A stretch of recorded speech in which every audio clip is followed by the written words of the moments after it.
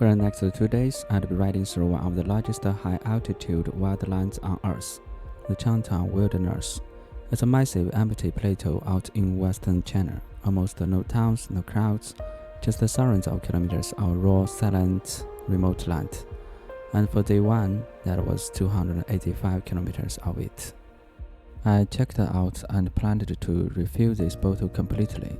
It had gotten kind of flattened, probably from the change in altitude and the air pressure yesterday. On road G216 from Gaizhe to Minfeng, there's a 550-kilometer stretch across the Changtang Wilderness, with absolutely no gas stations, so I needed to carry extra fuel in these bottles before heading in. Okay, ready to move out. Still raining, muddy. Right now, altitude 4,436 meters.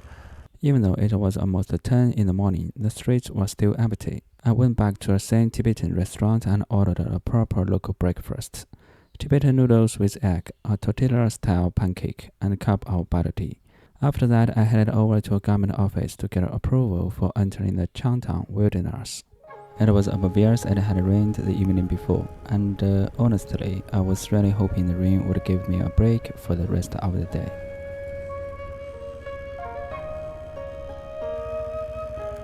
No way. Over there.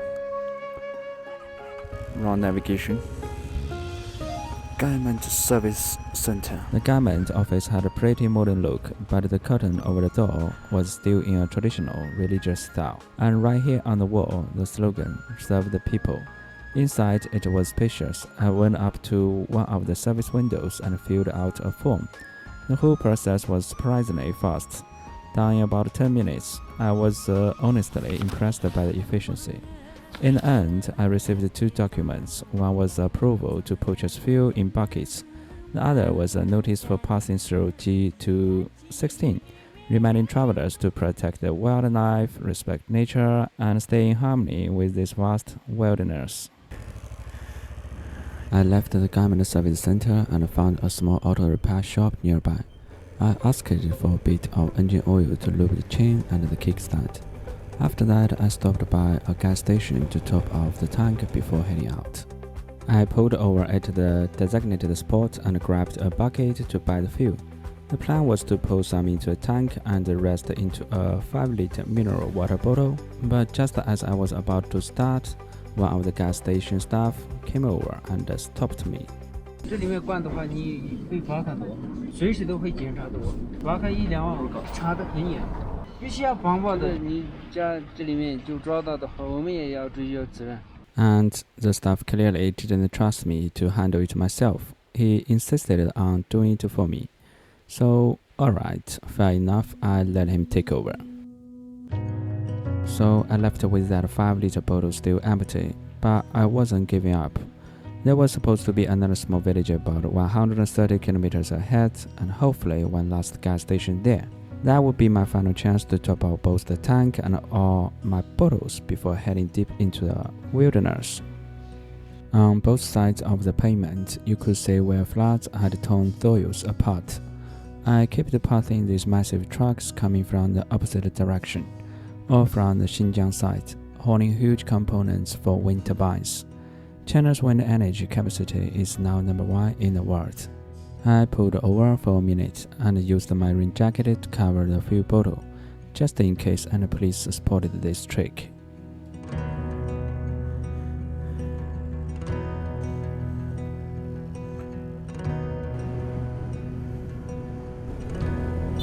I met another biker coming from the opposite direction, riding from Xinjiang to Xijiang. That's a tougher way to do it. On the Xinjiang side, the altitude is around 1,700 meters, but up here it's over 4,500 meters. That kind of jumping in elevation in such a short time really tests your body. You have got to be strong enough to handle it. By the way, about 100 meters ahead, there's another village. That's also the last village before I'm in Xinjiang side. The name of that one is Xianqian Village.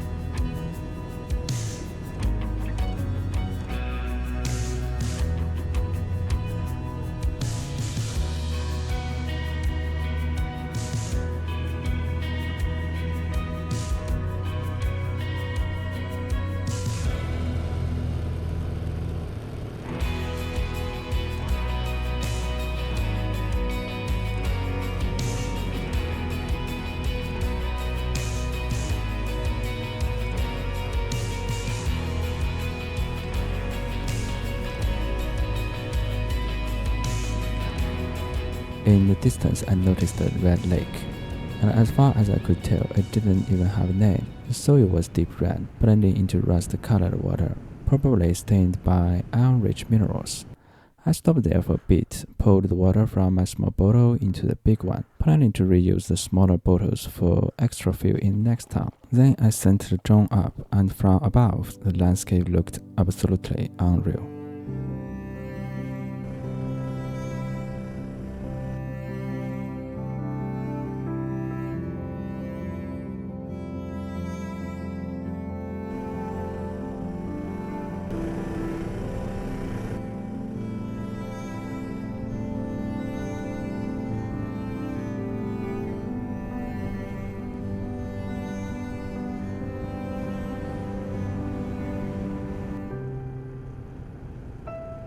Okay, here's the small village, a very small one.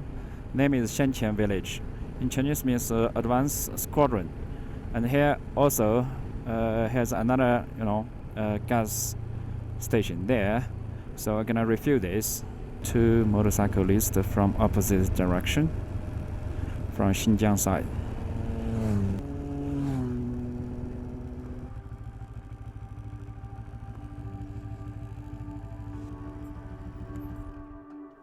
I asked the staff, it's a gas station, told me next one will be 553 kilometers away. I got full tank, enough for 350, and another 6 liters. That would be enough for 120. So altogether, that will make 470 kilometers. But that's not enough. I still need another 5 liters.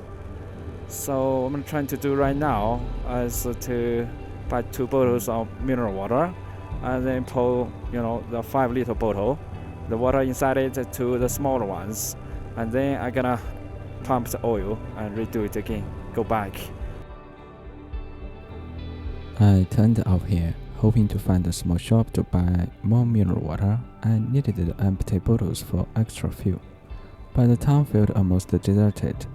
I rode around for a while and didn't see a single person. Eventually, I found one store that was still open. It was tiny, but honestly, it felt more than enough for the few villagers living out here.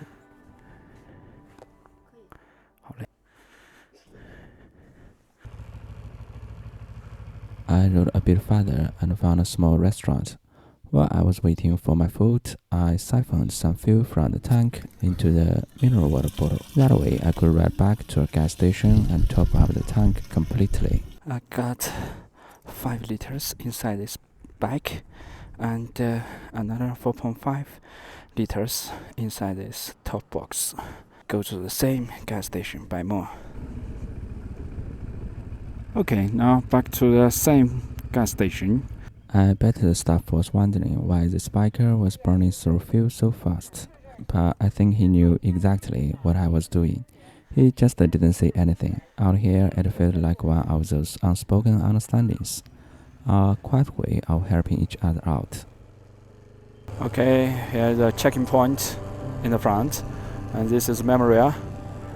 It's about advanced squadron back to last century. 1950s. Oh my god, seriously? It looked like the truck holding that wind turbine tower was too long for this narrow stretch of road, and it had gotten itself stuck. I had no choice but to turn around and take a detour along the dirty track running beside the pavement.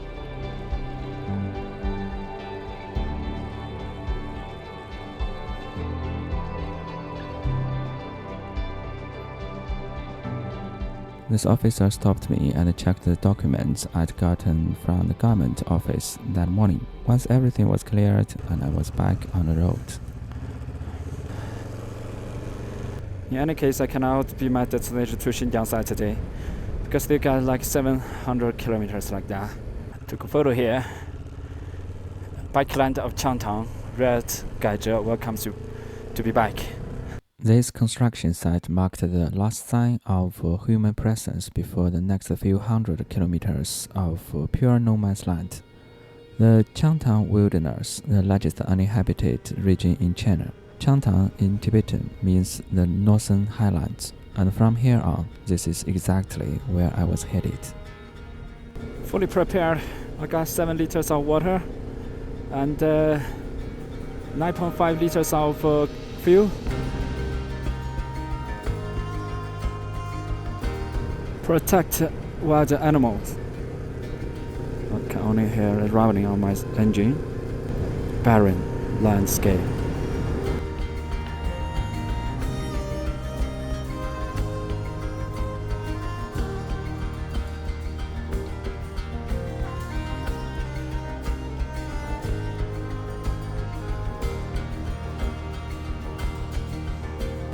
Abandoned village, they all moved away, so right now abandoned, mostly for campers.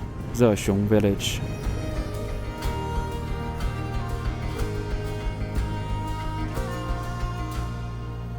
Benelli Lake, fenced, I think for protection.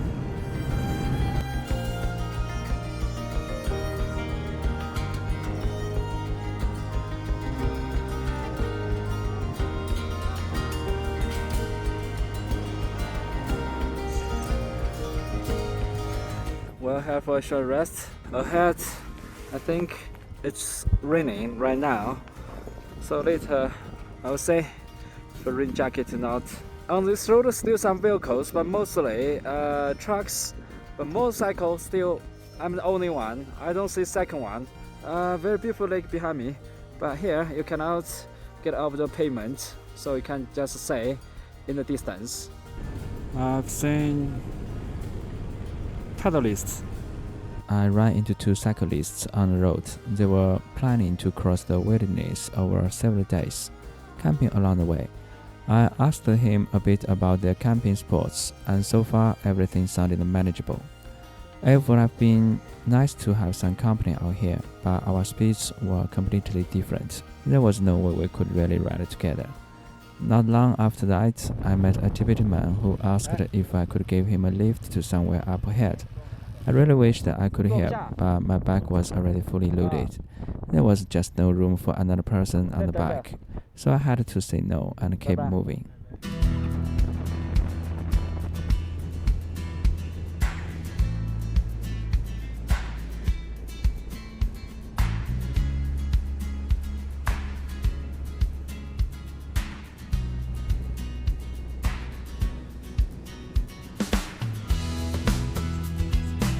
Well, right now my altitude is 5,184 meters. I'm climbing another mountain. Right now the altitude is 5,211. Oh, some deformation, permafurrows. 5,221. Here I see some yaks. Not precisely no man's land, I think. Still got some nomad people here.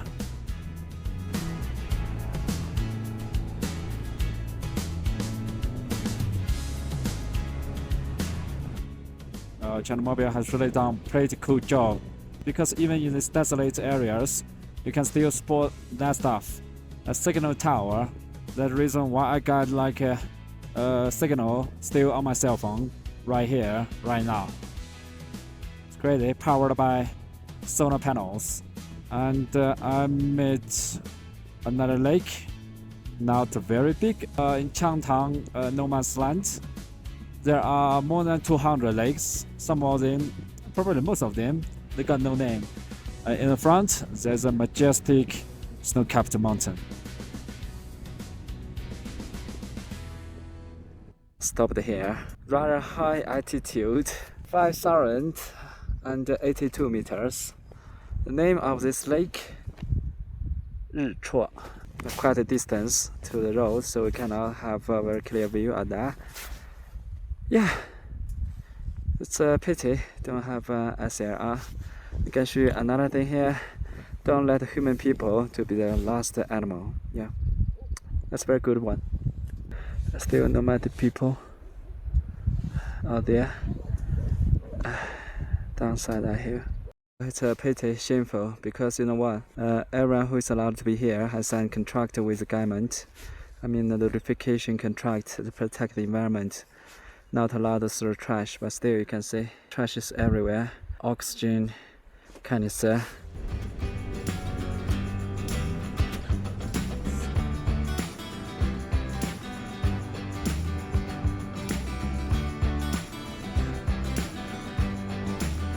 Well, I need to search for campsites as soon as possible because right now already 5:50. I need to get my tent pitched up before 8, otherwise darkness will be very close. Just look at it, it's lake. There's lake and the snow-capped mountains.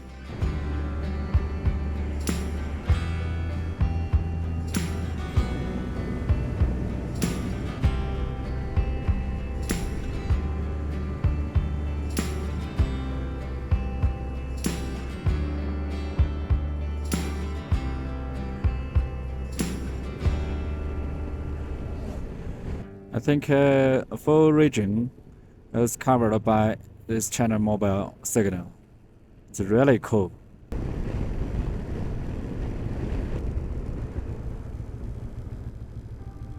I'll see if it's possible to camp here. Right now it's 6:17 evening, so I don't want to ride any further. What if I cannot find campsite? And I got a company here. Well, he wasn't the owner of those closed shacks. He was another cyclist planning to stop for the night and camp here. He told me that a couple who had camped near a lake up ahead 2 days earlier had been attacked by wolves and didn't make it.